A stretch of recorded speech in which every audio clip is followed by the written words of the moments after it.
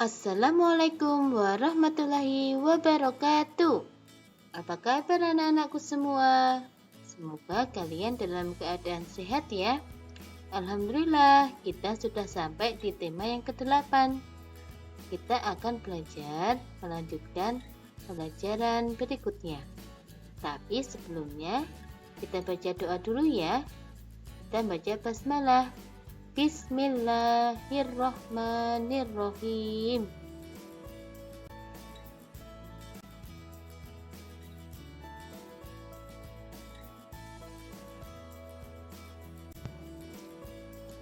Anak-anak akan belajar 1. Dapat menceritakan perbedaan siang dan malam. 2. Dapat membandingkan panjang, berat dengan ukuran tidak baku. Anak-anak yang solih dan solihah, perhatikan bacaan berikut ini. Silaturahmi ke rumah nenek. Haikal dan Syifa bersilaturahmi ke rumah nenek. Rumah nenek berada di desa Windusari. Haikal dan Syifa akan menginap semalam di sana. Mereka akan menikmati pemandangan desa di pagi hingga malam hari. Udara di pedesaan masih sangat segar. Pagi hingga siang hari bisa ikut kakek pergi ke sawah dan sungai. Sore hari bermain dengan anak-anak sekitar. Malam hari sholat berjamaah di musola. Nenek selalu menyiapkan kudapan dari hasil memetik di kebun. Haikal dan Syifa sangat senang bila berkunjung ke sana. Kakek dan nenek merasa terhibur apabila cucunya datang. Anak-anak yang soleh dan solihah, setelah tadi kalian menyimak bacaan silaturahmi ke rumah nenek, nah tentunya anak-anak pernah mengalami juga ya, diajak bersilaturahmi ke rumah saudara atau rumah nenek dan kakek. Pastinya sangat menyenangkan, bukan? Ya, yuk anak-anak kita lanjutkan lagi. Allah telah menciptakan suasana siang, malam dengan kesempurnaannya. Anak-anak setiap hari pasti menikmati suasana dari pagi hingga malam hari. Nah, sekarang kita akan mempelajari ada apa saja ya suasana di pagi hingga siang hari. Yang pertama pasti ada matahari yang terbit dari sebelah timur dan terbenam di sebelah barat. Dan biasanya udaranya panas ya anak-anak, cuacanya panas atau udaranya panas, kita sering kegerahan ya. Terus langit terkadang berawan, terkadang juga cerah, dan pasti terang ya anak-anak, tidak gelap ya, terang sekali karena ada sinar matahari. Banyak kegiatan yang bisa dilakukan pada pagi hingga siang hari ya. Kita bisa bermain bersama teman ya di luar rumah. Terus kita juga bisa bermain di lapangan, bermain kasti. Terus kita juga bisa bermain di dalam rumah ya. Karena di luar panas, kita bisa masuk ke dalam rumah dan bermain di dalam. Kita juga bisa ketika sore harinya nanti bermain bersama teman-teman di taman ya. Nah, anak-anak, dari suasana pagi hingga siang hari ini banyak ya kegiatan yang bisa kita lakukan selain bermain ya. Orang tua kita kadang bekerja ya, terus ada yang ke pasar, dan juga tidak lupa kita ada kewajiban ketika pagi sampai siang hari, yaitu sholat ya. Pagi hari ya, pagi-pagi sekali kita melaksanakan sholat subuh ya, 2 rakaat. Setelah siang hari nanti sekitar pukul 12 kita melaksanakan sholat duhur 4 rakaatnya. Nah, itu sebagai tanda bahwa kita sangat bersyukur ya, karena Allah telah memberikan kita begitu banyak kenikmatan. Nah, Ustazah berharap anak-anak selalu melaksanakan sholat 5 waktu. Siap ya anak-anak ya?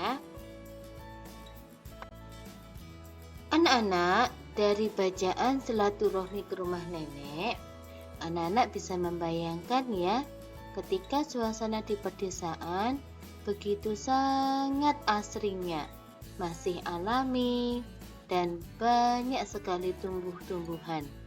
Apalagi menjelang suasana sore hingga malam hari. Ya, suasana di pedesaan sangat menyenangkan. Pemandangannya indah dan udaranya juga masih segar. Ya. Sekarang kita akan melanjutkan tentang suasana sore hingga malam hari. Ya, matahari terbenam. Ya, tadi terbenamnya di sebelah barat. Ya, terus mulai gelap ya anak-anak ya, karena tidak ada matahari, mulai gelap. Terus kadang di pedesaan berkabut, ada yang turun kabut ya, dan biasanya udaranya dingin. Terus nah, ketika malam hari apabila langit cerah akan terlihat bintang berkelap-kelip dan juga ada bulan. Apa saja ya anak-anak ya kegiatan yang bisa dilakukan ketika menjelang sore hingga malam hari? Ya, kita karena anak-anak sebagai pelajar biasanya apa? Ya, kita belajar. Tapi ada kewajiban yang harus kita laksanakan lagi anak-anak, yaitu sholat. Ya, pinter. Sore hari ya, tadi setelah duhur anak-anak sekitar pukul 3 akan terdengar suara adzan, yaitu sholat asar ya. Sholat asar 4 rakaat. Terus nanti menjelang malam ya akan terdengar lagi suara adzan, yaitu panggilan untuk sholat maghrib 3 rakaat. Dan setelah itu sholat isya 4 rakaatnya. Nah, itu seperti Ustazah sampaikan tadi sebagai rasa syukur kita anak-anak kepada Allah. Ya, ketika ada panggilan sholat, suara adzan, nah sebaiknya kita segera untuk melaksanakan, bisa di masjid atau di rumah. Nah, selain belajar, anak-anak juga pasti mengaji ya, mengaji bersama keluarga, hafalan.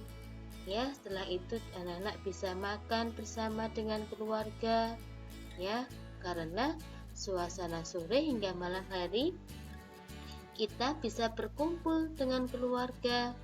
Ayah, ibu sudah pulang dari bekerja, ya, jadi kita bisa berkumpul di dalam rumah bersama keluarga.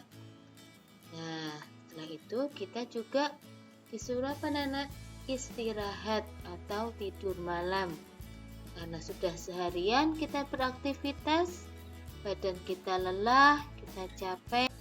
Nah, kita bisa beristirahat di malam hari. Masya Allah, begitu indah ya anak-anak, Allah menciptakan siang dan malam. Nah, kita harus selalu bersyukur dengan kenikmatan-kenikmatan yang sudah Allah berikan kepada kita. Itu ya anak-anak, solih dan solihah. Semoga anak-anak bisa menjalankan dengan baik.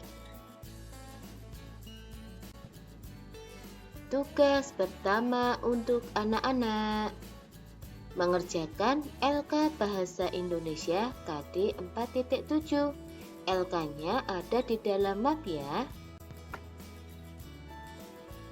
Refleksi keislaman. Allah berfirman dalam Al-Quran surat An-Nazi'at ayat 29, dan dia menjadikan malamnya gelap gulita dan menjadikan siangnya terang benderang. Anak-anak yang solih dan solihah, kita lanjutkan lagi ya. Kita akan mengulang pembelajaran matematika tentang mengukur dengan satuan tak baku. Di video sebelumnya, anak-anak sudah berlatih. Ustadzah ingatkan kembali ya, mengukur satuan tak baku bisa dengan depa dan jengkal. Ya, masih ingat anak-anak? Ya, nanti Ustadzah putarkan lagi video sebelumnya yang dibawakan oleh Ustadzah Retno. Ya, nanti kalian bisa berlatih kembali di tema ke-8 ini. Perhatikan ya anak-anak ya. Mengukur dengan alat ukur tidak baku. Apa saja alat ukur tidak baku itu? Yang bisa kita pelajari alat ukur tidak baku ada 4. 1. Kita akan menggunakan alat ukur jengkal. Nah, ini namanya jengkal dari jari kita, dari ujung ibu jari sampai ujung jari kelingking. Yang kedua, kita akan mengukur dengan alat ukur hasta. Nah, hasta itu diukur dari ujung jari sampai siku. Yang ketiga, kita akan mengukur menggunakan alat ukur depa.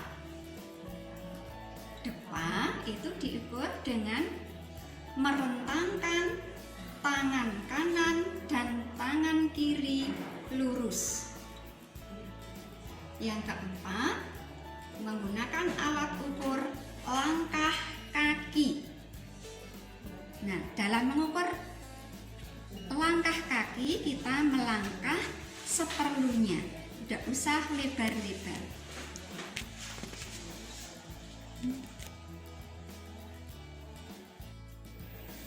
Anak-anak, kita sekarang akan mencoba mengukur menggunakan alat ukur tidak baku. Tadi Ustadzah sudah sampaikan alat ukur tidak baku ada 4. Sekarang kita akan mengukur benda-benda yang ada di sekitar kita menggunakan alat ukur jengkal.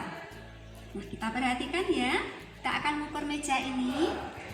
Jari kita terbuka, lurus. Nah, 1, 2, 3, 4, 5.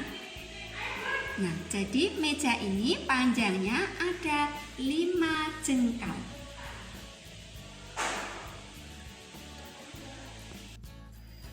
Alat ukur yang kedua, kita akan menggunakan hasta. Nah, kita akan mencoba mengukur meja ini menggunakan hasta. Perhatikan ya anak-anak, kita letakkan siku jari kita sampai ujung jari kita. Nah, 1, kita lagi 2.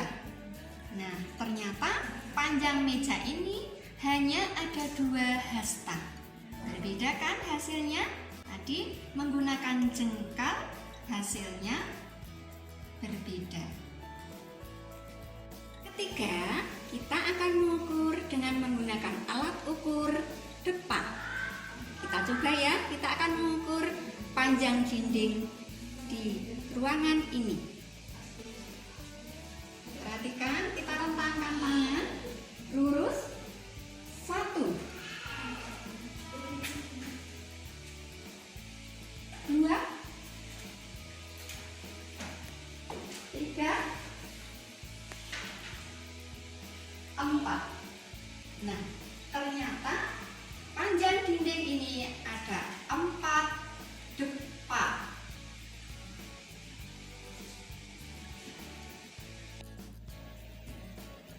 Yang keempat, kita mengukur dengan menggunakan alat ukur langkah kaki.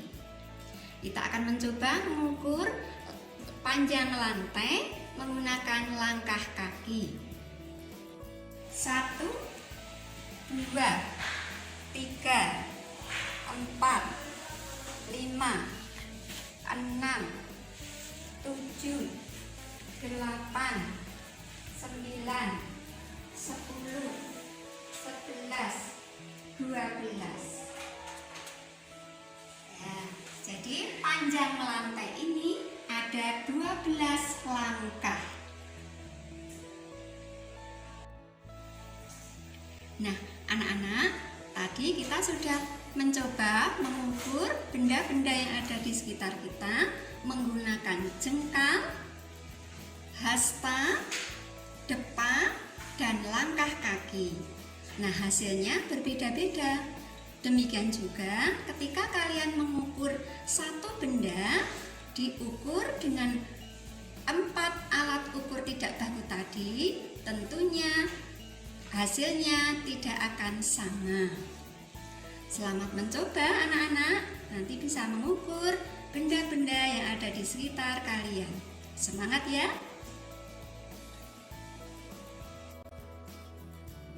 Anak-anak, sekarang anak-anak mengerjakan tugas kedua. Mengerjakan tema 8, ayo berlatih, halaman 25 dan 26. Selamat mengerjakan. Alhamdulillah, pembelajaran kita sudah selesai. Semoga apa yang Ustazah sampaikan tadi bermanfaat ya anak-anak.